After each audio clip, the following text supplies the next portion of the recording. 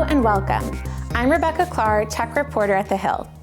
Thank you for joining us for our first installment of our tech series. Today we're talking about ChatGPT, a generative AI tool that has been in the headlines since OpenAI released a text-based chatbot late last year. Some tech experts predict that ChatGPT will do for AI what the iPhone did for the smartphone. It's the latest development in the world of generative AI, which has attracted billions of dollars in funding from tech investors. Generative AI refers to the ability of computers to automatically create text, videos, photos, and other media using cutting-edge machine learning technologies. Generative AI programs have shown they're capable of mimicking human creativity and can imitate the way real people talk and write. Check out the script it wrote explaining what it is. Hello and welcome to my world. I am ChatGPT, an AI language model created by OpenAI. I am here to talk to you and provide information on a wide range of topics. Imagine you're curious about a particular subject and want to know more. You can simply ask me and I'll do my best to provide a clear and concise answer. My database is constantly updated with new information, so you can be confident that my responses are accurate and up to date. Maybe you have a specific question in mind and want a straightforward answer. I can help with that too. I have a vast database of information on many different subjects, so I can provide in-depth answers to your questions. Whether you're looking for historical events, scientific facts, or just general knowledge, I've got you covered. But I'm not just a robot that spews out facts. I can also engage in conversations with you. If you'd like to chat about a particular topic or just shoot the breeze, I'm here to listen and respond. My goal is to make our conversations feel as natural and human-like as possible. So there you have it. That's a brief overview of what I do as an AI language model. If you have any questions or just want to chat, I'm here and ready to respond. Thank you for taking the time to get to know me. Tech investors are pouring billions of dollars into startups specializing in the field of generative AI. So what will be the impact of this new technology? How can it make money? And how will it impact the future of the workforce? ChatGPT has Congress playing catch-up. For decades, sci-fi writers and futurists have been telling the world to prepare for an era of disruption as AI takes off. But this year's high-profile breakthroughs have alarmed some members who are already thinking about how to properly regulate the technology. My first guest is the first congressman to present a speech written by artificial intelligence. Congressman Jake Auchincloss of Massachusetts joins me now. Welcome, Congressman Auchincloss. Thanks for having me on. Yeah, thank you for being here. I guess to start with addressing what I think the elephant in the room is your speechwriter worried at all that they're out of a job now? No, it took about 5 or 6 prompts to get something workable, and even then it had to be revised. And as I think many staffers will appreciate, no computer can replicate the kind of relationships and common sense that are critical for a good comm staffer. So. Yeah, and in thinking about this new generative AI technology, what are some of the ethical concerns that you're thinking of or that you think your fellow Congress members should be aware of?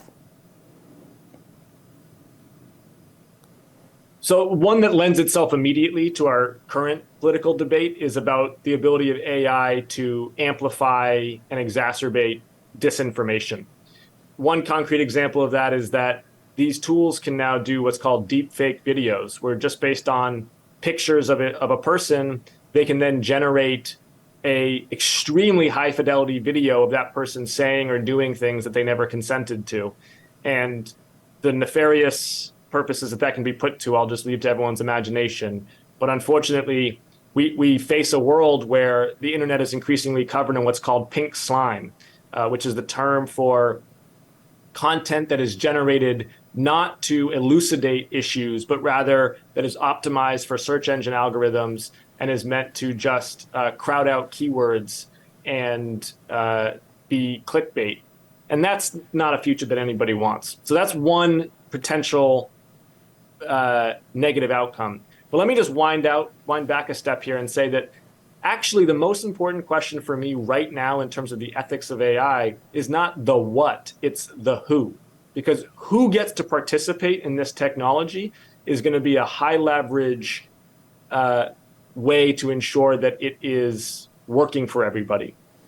What we're seeing right now is the who is basically big tech. Microsoft, Google, and Facebook dominate the cutting edge of AI research.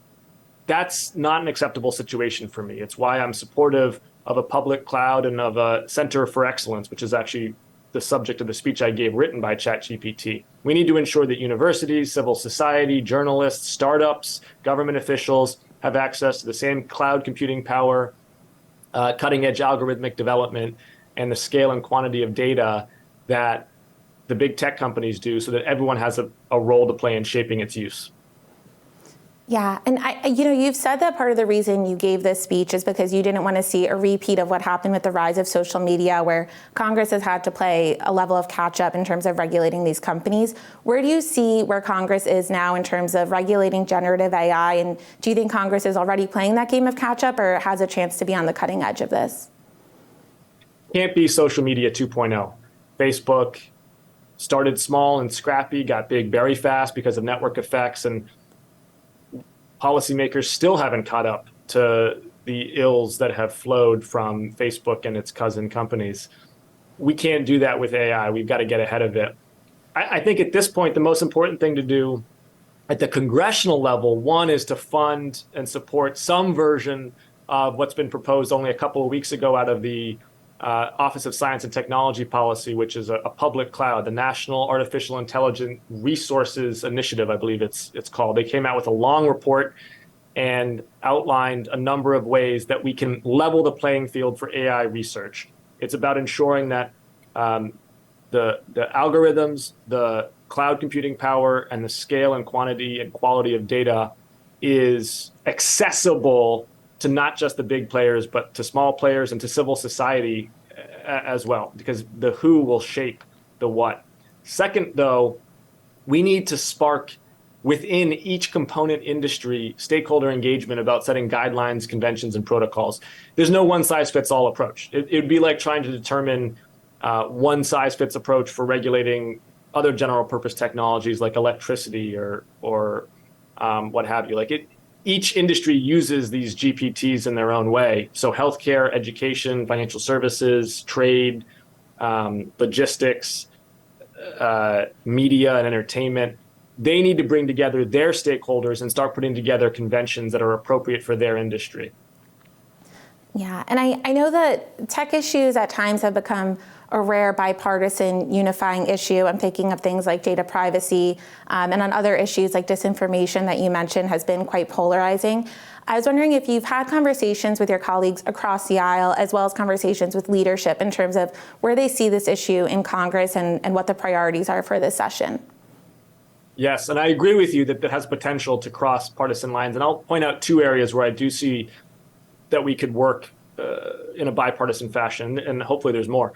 One is, how does this relate to competition with China? The Chinese have all three things that I just listed: cloud computing power, scale and quality of data, and software engineers to produce top-notch algorithms. Like, the Chinese are going to have that, or do have it now. So how are we staying ahead in terms of AI's application in the military sphere and economics and technology and national security? We don't want to be bested on a critical technology going forward. That, I expect, will have significant cross-partisan momentum, and I'm on the China Select Committee, and we'll certainly be raising that. The other is the effects of AI in confluence with social media on the socio-emotional and cognitive development of children. We spend a lot of time regarding social media talking about political tribalism that social media foments, and that's, as you said, a controversial and an important issue. I think we under-discuss, though, the effects of social media on children's mental health. And headline here, it's not good. Facebook, Twitter, Instagram, TikTok, these companies are trying to monetize children's developing brains and misappropriating their attention spans. AI has the potential, unfortunately, to be a massive amplification of these companies' ability to do that through their recommendation engines and by generating content that is increasingly clickable and rabbit holeable. We gotta push back hard on that. What consenting adults want to do with their time is one question. What children who are still developing in their conception of self are being exposed to in the wild of social media is a totally separate issue, and Congress is going to have I think, a muscular role to play in that. Right, and I know this has sort of also emerged and brought a lot of issues in terms of how these technologies may be used by students at all different grade levels. Is that a concern you're thinking of in terms of how Congress can regulate this to help educators, either to ensure that this technology isn't abused by students, as well as ways that they may be able to use it to help in the classroom and help students engage more with their education? It's an example of why we need each industry to come forward with its own guidelines and protocols, right? Like Congress is not going to pass a law that tells every K-12 district, every university what to do about ChatGPT in their essays, right? That's not an appropriate jurisdictional authority of Congress.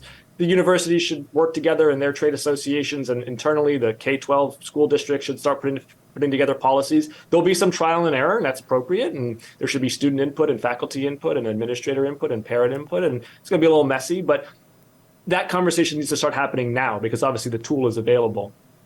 Congress's role in that probably is more to do with copyright and what the actual laws say about this, because just to get into the weeds for a second, the way these models work is they are not intelligence. They are not de novo producing original content. What they are doing is they are word prediction algorithms. They are incredibly sophisticated about their ability to predict, based on the question asked, what is the next most likely word in this sequence going to be? And they do that by being trained on a lot of original content, the internet's worth of data. So that kind of lends a question of who owns an AI output, right? Is it the person who issued the prompt? Do they own it? Is it the person who created the AI algorithm? Do they own it? Is it the person who created the original content on which the AI algorithm was trained? Do they have a stake in it? Those are extremely messy questions. I do think Congress should get to those before the courts do. Definitely. And you mentioned data privacy and issues along those lines. Do you think that this should lead to a different approach in terms of how Congress tackles data privacy? Or do you think that if Congress were to pick up a federal data privacy bill and be able to pass that, that would help address some of these concerns that generative AI is posing? We need a data privacy bill. As I said earlier, I'm particularly concerned about children. I think regardless of what the social media companies say, with 13 being the age limit, we all know that it's has no enforceability to it, and it's routinely flouted. I would say that we need to raise the age limit to at least 16 and put teeth behind it through an e-verify system. And I've been pushing an amendment to the data privacy bill that would help support that. And we got to hold these companies to account for the effects that they're having on children's well-being. And I'll just point out that the iPhone 4 and the iPhone 5 in 2010 to 2012 timeframe were the ones that came out with the front-facing cameras. And it gave rise to a selfie-driven culture, to a culture of voyeurism almost on social media. And you immediately start to see a decline in mental health amongst adolescents, the same exact time frame. Now, correlation is not causation. Can't tie it directly to that. But the overlap and the explanatory power behind the relationship between those two things is pretty powerful. We created a social media environment in which people, especially adolescents, were competing through images in a promotional way that made others feel bad. Instead of being a way to explore and learn about new things, it became compare and despair, as it's been put. And that compare and despair business model is just not good for young people. And it needs to be part of a data privacy approach. Thank you so much, Congressman. Is there anything else on this issue that we didn't discuss that you think would be important for the public to understand?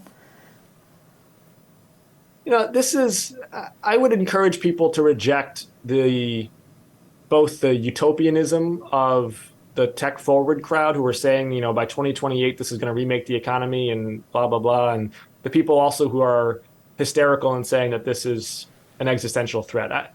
I've worked in tech for a number of years before coming to Congress. I stay current on it. I managed a tech entrepreneurship competition at MIT. In general, this is a tool. It's a tool. Like all tools, it can be used for good. It can be used for ill. It's a particularly powerful tool that can amplify productivity and creativity in unusual and unprecedented ways, but it's still a tool. And we are in the driver's seat here. Let's have a purposeful and intentional conversation across every industry about how we want this to be used. Thank you so much for joining us today. Appreciate it.